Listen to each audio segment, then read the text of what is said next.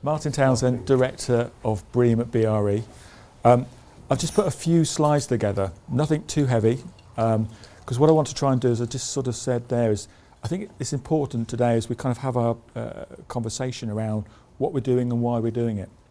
Because I've said this to a few people today, this is really quite exciting at the moment. The whole debate around sustainable buildings and our understanding about the form, the function and how we operate them is a great debate at the moment. And Digital Realty Trust are one of the organisations that's got it, basically, as far as I'm concerned. I'm not just saying that because we're jointly hosting it, but the conversation I've had with them over the coming weeks and months has been really quite exciting about how can we really make sure that we demonstrate to the industry that we understand about the benefits of buildings and making sure we push the envelope in terms of how we can make them more sustainable. Now, I was sort of thinking about this last night. There's so many ways I could cut this conversation in terms of how do you frame it? How do we talk about sustainability in the context of buildings? So I was going to just go with the flow a little bit in terms of where we are in terms of the current economic issues at the moment in the UK. I picked this up from the Financial Times a few days ago, and I think it kind of embraces what Jim and I have been talking about for a number of weeks and months now, is that the whole issue about sustainability isn't just about this credential, this certificate that you put on the building and the lobby saying, you know, this is a green building. This is about the wider debate in terms of making sure that we create buildings and we operate them in a way that is in the context of long-term sustainability in terms of economic, social and environmental credentials. And I thought that was quite a good starting point for me, because it really does encapsulate, I think, what this conversation is a little bit about. Words are great, but I did a little bit of research last night. And what I did is I took a number of companies that basically are taking the approach of certifying their buildings. So that's basically saying, I want to make sure that my buildings are certified to show that I am going further than the regulatory minimum. And then I compared them with their counterparts on the various stock markets. And I think this is part of that first picture in terms of when we talk about economic success, it's about having that credentials to make sure that economic success is a real one. And I think that was quite a telling spreadsheet when I produced it, and I was quite pleased when it came out that when you start to look at the different organisations that really are building their credentials of their organisations and demonstrating to the marketplace they want to go further, you can start to see that in economic terms it does really work. I'm a firm believer when I talk to people that I can bounce facts and figures, but it's important to actually have third-party verification of what I'm talking about, set by a certification board, I suppose. What I've put up there is a slide, which there again I think is quite a useful one to frame the conversation, which is one taken from the World Green Building Council. Wider than just data centres, it's talking about what are the benefits. If you're building this business case and demonstrating to the marketplace, why should I want to go beyond the regulatory minimum? Well, here starts to become some of the compelling arguments. You can start to see the building values go up. You can start to see the occupancy goes up. You can see the operating costs coming down. That really does become quite compelling in terms of saying, well, why should I want to do more? Why would I want to actually really kind of push the envelope in terms of how that building is demonstrating its sustainability? I've got similar numbers for the UK market, and then interestingly for rental prices and building values, they're actually even higher. We're doing a little bit of work at the moment with Maastricht University to try and really add some granularity in terms of the UK market and the European market, but on a global level that's quite a telling slide, I think. And that brings me to this one. This is I think one that basically embraces the relationship between Breeam and Digital Realty Trust, because what we've actually got there, I think, pulls together all the elements that we're trying to demonstrate through this relationship. Digital Realty Trust want to actually demonstrate to the marketplace, and rightly so, how they can exemplify and how they can push the envelope in terms of their buildings and their data centres. And working with us, we can actually make sure that we provide the tools which works with the governments in the various countries where we have Breeam adopted to ensure that we're building that capacity, making sure that that knowledge and that skill is in advance of the current standards. Also, it's basically about ensuring that the information that comes from the work we're doing is actually out there. So hence today, actually inviting you to talk to us and to engage with us and have a conversation about, well, what does this mean? If we're trying to actually push the envelope in terms of sustainable buildings, sustainable data centres, what does that look like in terms of actually the underlying messages? So that engagement is important. And together, this kind of relationship which we're forging really helps to take this whole debate forward, catalyses this debate in a much more positive way. And then my last slide, I said I was going to keep it simple and brief. This is very much a global agenda. And a point I wanted to end on, although Breeam is one of the rating tools in the marketplace, it's not the only tool in the marketplace. And the conversations that I'm now having, and some of you who might have been at EcoBuild might be aware, talking freely now with our competitors in the marketplace, with LEED and Green Star, to say, okay, so if we really want to demonstrate what sustainability means in terms of the fabric of the building, we need a common language. Because people like Digital Realty Trust are an organisation that works across boundaries of countries. So we need to give them tools and we need to give them the metrics which basically they can demonstrate that all of their buildings work to a particular standard. And we started that process with LEED after the 3rd of March when we launched the initiative to make sure that organisations, corporate organisations that want to work across boundaries really do have a standard which can be consistently measured across all countries. So for me, this is an exciting time around this whole debate. I'm really excited to be working with Jim and his team about what's going on and making sure that we can exemplify the buildings they produce. But it's also a wider conversation, and one which I think everybody working together and communicating some of the advantages of what we're doing becomes a really powerful message. So whenever I talk about green IT or the green story, I always try and come back to the principles that drive us and how we think about it. And for us, green is efficient, and there's really two areas where efficiency matters for us.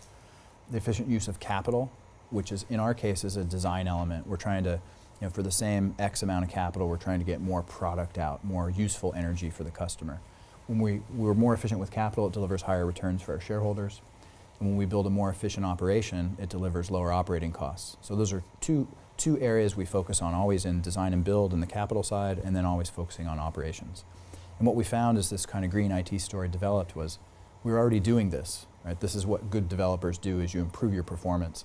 We didn't know it was called the green story, and now that we've embraced that, it's been a very healthy and proactive thing in that this meets the goals that we have for our investors and the product goals for our customers. And really important is the existing industry incentives are aligned with what we're doing. Right? This isn't an area where we've had to be forced to do anything. Just a little bit of sensible thought around the tax incentives available, the rating systems available. They're compatible with our existing business. And so that's an important lesson that we have to learn, and we're trying to teach everyone is there's a ton of marketing opportunity and a ton of customer value here, but it all makes really, really good business sense. So just about us and how the Breeam certification fits for us is we own about 13 million square feet of technical real estate. And so these are very, very materials intense spaces. They're filled with copper and steel and concrete and iron and wire. We've done about $1 billion of development over the last 4 or 5 years. So this is a big, important piece of what we do and has an impact on, the Breeam can impact so much of it. But it's very important also to notice that a data center is really just an asset in a building. Right? This is about people who build buildings, and the Breeam assessment tool is all about the building. So there's much debate in the industry about, well, is Breeam or LEED or their cousins, are they an appropriate tool for data centers? And they may or may not be, and that's a fun debate to have typically after work in the pub. But certainly for people like us who are institutional real estate firms, these are definitely important. And as developers who are delivering quite a bit of product to the market, it becomes even more important on the new construction side. I wanted to pause for a second and just to make clear what the press release is about and what our relationship with the BRE team is about. The Breeam assessment methodology is out there. It's known. And so depending on the type of asset you have, the base Breeam assessments may or may not be the perfect thing for you. And so Breeam has a governance model where people like us with a different type of asset class can go ahead and introduce specific Breeam assessment techniques and write the foundation for those. something that the other assessment tools don't have. And so what we've done is we've paid a third-party consultant to write that data center standard. It's been an independent process with good, healthy review, and it's just one way for us to say, look, we'd like to put our foot forward and push this process further, provide some cash to do it, and then deliver it out to the industry. So that's what this is about, is this completion of that assessment process for the specific data center asset class. So why Breeam? We do a lot of primary research.